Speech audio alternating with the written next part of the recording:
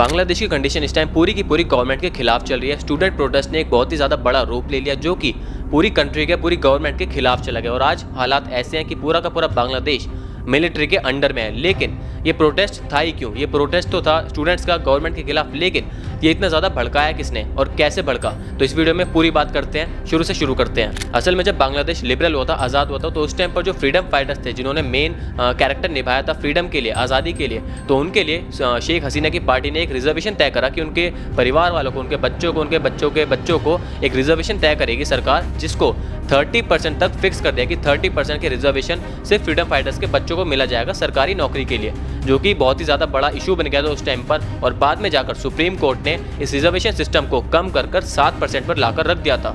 ठीक है, 7% भी, क्योंकि देखा जाए तो फ्रीडम फाइटर्स के लिए इतने ज़्यादा फ्रीडम फाइटर्स थे भी नहीं जो कि 30% उन्होंने फिक्स कर दिए थे, जो कि बहुत बड़ा नंबर था। 30% देखा जाए तो इतने ज़्यादा फ्रीडम फाइटर्स भी नहीं थे, तो 30% से कम कर 7% पे सही कर दिया था उन्होंने नंबर।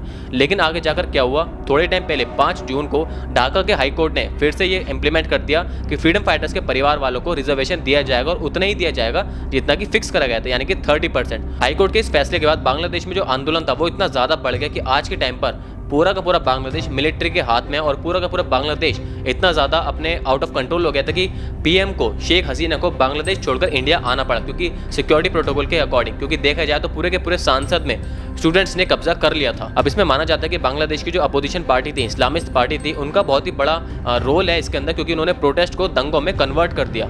देखा जाए तो इस्लामिस्ट पॉलिटिकल पार्टी ने इस मौके का बहुत ही अच्छा फायदा उठाया हिंदुओं को टारगेट करने के लिए, क्योंकि प्रोटेस्ट था किसके बीच? स्टूडेंट्स का गवर्नमेंट के खिलाफ रिजर्वेशन को लेकर। तो इसके बीच में हिंदू कहाँ से पिस रहे हैं? हिंदू को टारगेट क्यों करा गया? प्रोटेस्ट जो था स्टूडेंट्स का था, स्टूडेंट्स हिंदू को क्यों मारेंगे? और ये वीडियो में साफ साफ आप देख सकते हो कि साफ साफ हिंदू को ही टारगेट करा गया। आप अगर किसी घर में घुस रहे हो तो आप मोहम्मदन समझ के उसको छोड़कर दूसरे घर में जाकर हिंदुओं को काट रहे हो। ये साफ साफ एक टारगेट किया जाता है, एक साजिश होती है, बहुत ही पहले से प्लानिंग की जाती है। अगर एक प्रोटेस्ट था तो वो किसके बीच में था? गवर्नमेंट के खिलाफ, रिजर्वेशन को लेकर और स्टूडेंट्स के बीच में। तो इन तीनों के बीच में था ना, प्रॉब्लम 3 जनों के बीच में थी, तो हिंदू टारगेट क्यों बना?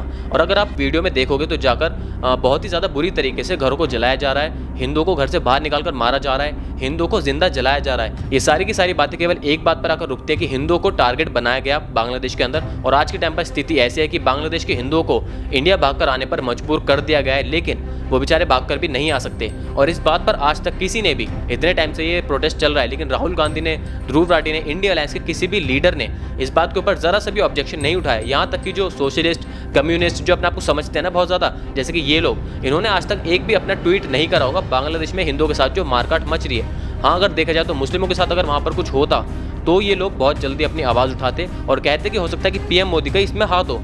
अब किसका हाथ है इसमें?